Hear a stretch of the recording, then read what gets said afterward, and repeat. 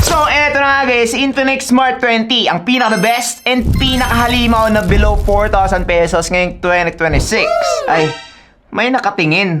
Tecno Spark Go 3? Marami na naman yung nalilito. Ano ba talaga yung bibilin ko? Infinix ba or Tecno? Well, sagot ko kayo. Dahil in this economy, meron ako ng dalawa. Napakaswerte ko, di ba? Now, na-test ko na to ng mabuti and ngayon, i-compare ko sila pagdating sa build, performance, battery, camera, and marami pang iba. So, kung etong dalawang phone na to yung choices mo ngayon, well, definitely watch this video first. Especially kung hindi mo afford yung dalawa. Para naman hindi kayo magsisi kung ano man yung bibilin nyo. And we will start in 3, 2, 1. Let's go!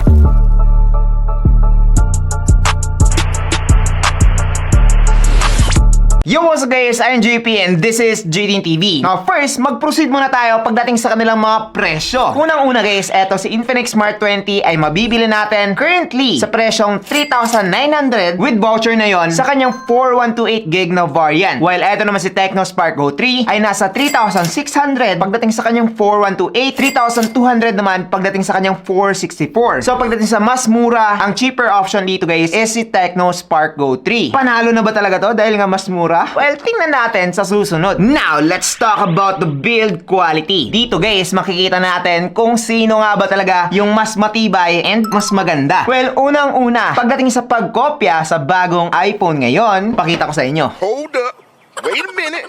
Na iPhone 17 Pro or Pro Max, I think, ay mas nakuha ng Infinix. Dahil nga pagdating pa lang sa kanilang color option guys, meron na siyang orange, black, and silver. While dito naman kay Tecno, meron po siyang gray, black, at saka aurora purple. So wala talaga silang orange katulad na lamang ng Infinix. Kung yun na naman yung habol mo. Now, pagdating sa actual build naman, halos same lang talaga etong dalawang phone na to. Pagdating sa height, width, same lang talaga sila guys. Even pagdating sa mga ports, para nagkopyahan na lang. Sabi siguro ng Infinix kay Tecno, dahil nga naunang release to, pakopya na lang ako. Ayoko nang gumawa pa ng ibang design. As you can see, at the bottom part, same talaga sila. Merong 3.5mm port, Type-C port, at dito naman sa right side nakalagay yung kanilang mga fingerprint scanner / power button. Sa left side rin, andito nakalagay yung kanilang mga SIM card tray. Tapos sa top naman nakalagay yung kanilang single firing speaker. Yes, single firing speaker na lang itong dalawang phone na to. Walang dual speaker dito guys. Sayang. Ngayon, it has the same plastic back, plastic frame, and glass front. Tapos, nag-o-offer din sila ng IP64 water and dust resistance. So, pagdating sa ulan, talsik ng tubig, pareha silang makakasurvive. Now, the difference lang is, pagdating naman dito sa susunod, which is drop resistance. Eto guys, si Tecno ay meron lamang up to 1.2 meters. While eto naman sa Infinix Smart 20, ay merong up to 1.5 meters. Mas mataas ng konti, but yes, parehas po silang durable. Now, of course, it doesn't mean na hindi na magagasgasan etong dalawang to, pero it means na hindi po siya masisira kaagad. Hindi katulad ng ibang phones na kapag nahulog ng mataas, wala na, hindi na aandar. Etong dalawang to, magkakaroon ng gasgas, pero all goods pa rin. For me, pagdating dito sa kanilang build quality guys, lamang lang ng konti etong si Infinix Smart 20 dahil nga up to 1.5 meter. Tapos, kung makikita nyo naman, nagmumukha siyang merong umbok dito pero wala naman talaga, which is amazing. And also pagdating sa color option, orange, 'di ba? Gayang-gaya. Pero take note, this is still subjective. Kung ano yung mas maganda para sa inyo, yun yung panalo. Dahil nga pagdating sa features, almost the same lang naman silang dalawa. Nagkopyahan nga. Now, pag-usapan naman natin yung mga display na tong dalawang phone na to. Dito kay Infinix Smart 20, eto guys ay merong slightly larger display na 6.78 inch IPS LCD with 720p HD+ resolution. Dito naman kay Tecno Spark Go 3, eto guys ay merong 6.74 inch IPS LCD with 720p HD+ resolution din. So mas malaki lang ng konti si Infinix Smart 20. I think it's because etong phone na to ay meron ng punch-hole display, while eto naman si Tecno ay meron pa ring teardrop notch. Now, take note na kapag tiningnan mo etong dalawang phone na to, almost the same lang talaga. Pagdating sa mga bezels, pareha silang makapal, especially at the bottom part. And guys, I think aside from the fact na this has a punch-hole display, tapos eto naman ay teardrop, wala nang difference dito guys. Now, let's proceed pagdating dito sa kanilang performance. Unang-una, pag-usapan muna natin yung kanilang mga difference. Si Tecno Spark Go 3 ay naka-base pa rin sa Android 15, while si Infinix Smart 20 naman ay Android 16 na. So, mas latest to. Ngayon, pagdating naman dito sa kanilang mga specs, si Tecno Spark Go 3 guys ay merong Unisoc T7250 with octa-core CPU up to 1.8 GHz and Mali GPU 7 MP1 naman pagdating sa kanyang GPU. While si Infinix Smart 20 naman ay merong MediaTek Helio G81 Ultimate with octa-core CPU up to 2 GHz and Mali Mali G52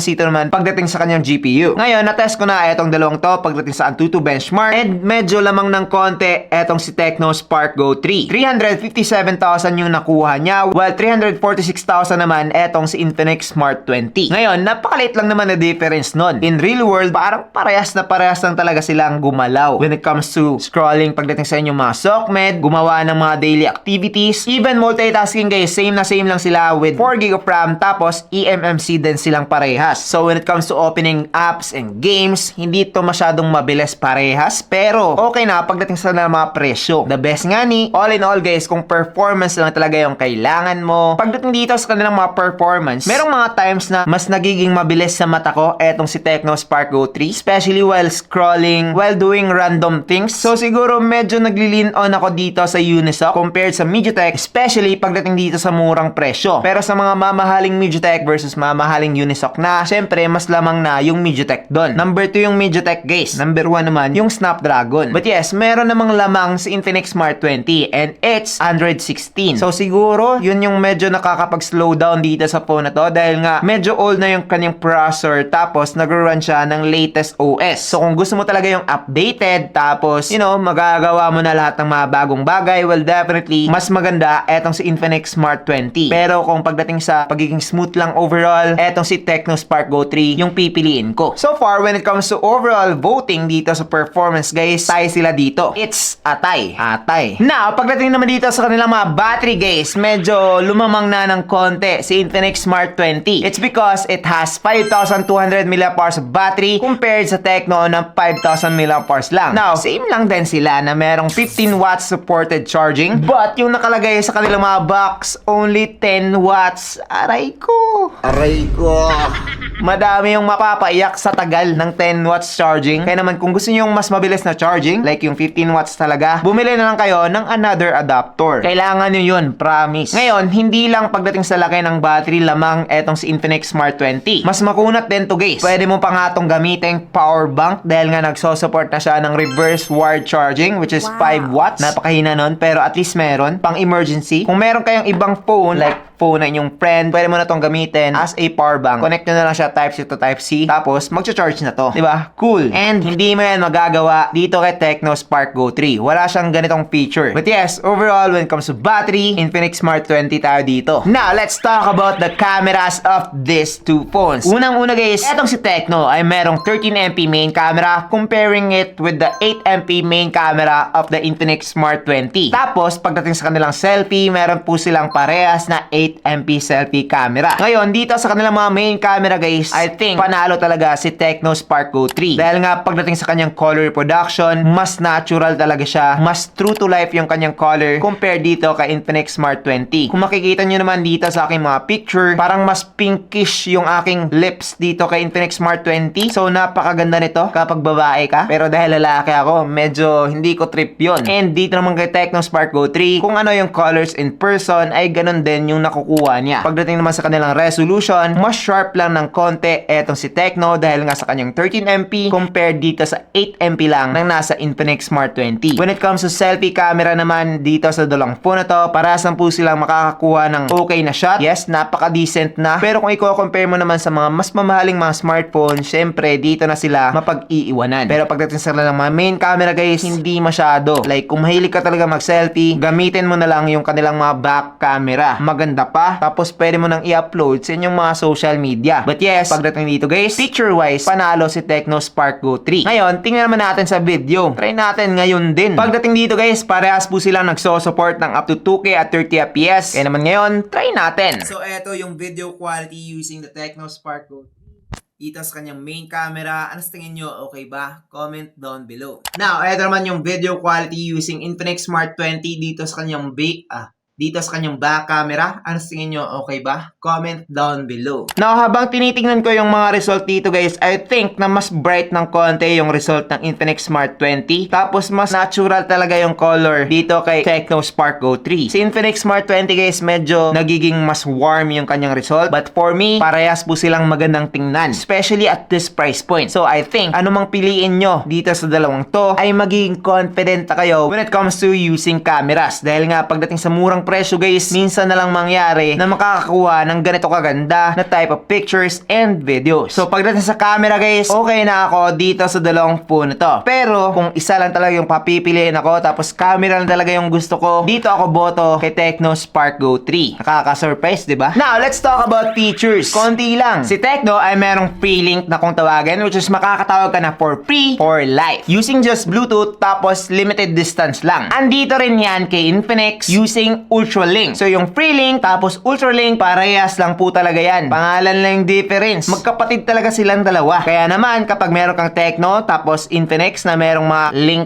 pwede mo yung gamitin for each other. Hindi lang Tecno to Tecno. Pwede rin Tecno to Infinix. So it means na pwede ko na gamitin to para tumawag dito for free. Napaka-cool, di ba? Now, isa pa sa mga napansin ko guys is when it comes to gallery, parehas po silang merong magic eraser, which is makaka-remove ka na ng mga unwanted objects pagdating sa inyong mga larawan, which is pretty cool. Pero merong additional tool etong si Tecno Spark Go 3, which is yung blur. So kapag kumapture ka lang ng normal photo, kapag nasa gallery na siya guys, pwede mo siyang lagyan ng blur. Dito naman kay Infinix Smart 20, hindi mo yun magagawa. So napaka-cool lang talaga na feature. Tapos andito na siya sa napakamurang Tecno. Yun na naman siguro yung napansin kong difference. Pero comparing this with the other smartphones at this price point, nako po, panalo talaga etong dalawang phone na to. Legit. Now, overall, sino ba yung panalo? Unang-una guys, if you want a punch-hole display, mas malaki na battery, tapos latest na rin pagdating sa OS, I think you should go with the Infinix Smart 20. Kahit na mas mahal lang siya ng 300 pesos. Mag-ipon na lang kayo nun. 300 lang naman yun. Ngayon, kung gusto mo naman ng mas maganda ng konti when it comes to camera, tapos meron pang blur, tapos siguro kung mas trip mo talaga yung design niya, well, definitely you can go as well dito kay Tecno Spark Go 3. Depende na lang talaga yon kung ano man yung mas kailangan nyo. For me, kapag etong dalawang phone na to yung choices nyo ngayon, I think napakalabo na kapag magsisisi pa kayo. Dahil nga etong dalawang phone na to ay napakasulit na, especially kapag makukuha nyo lang sila sa mga presyong nabanggit ko. Dahil guys, kapag bumili kayo sa mga physical store like mall, mas mahal talaga dun. Baka 5,000 or umabot ka pa ng 6,000 pesos. Pero dito, maglalagay ako ng link sa Shopee and Lazada. Except sa merong sale, meron ka pang dagdag na YouTube voucher kapag na-click mo yan, which means na makukuha nyo lang to sa napakamurang halaga. Pinakamura, especially kapag merong sale talaga. So yes, that's pretty much it for this video. I hope na nag-enjoy kayo. By the way, nagpag-giveaway na ako ng 4 na smartphone last month. So anong ipapag-giveaway natin this April? Comment down below. Baka yung Nubia. Yung Nubia Neo 5 GT. I see you. So that's it. I'm JP and this is JT TV. Thank you for watching and God bless. Bye-bye.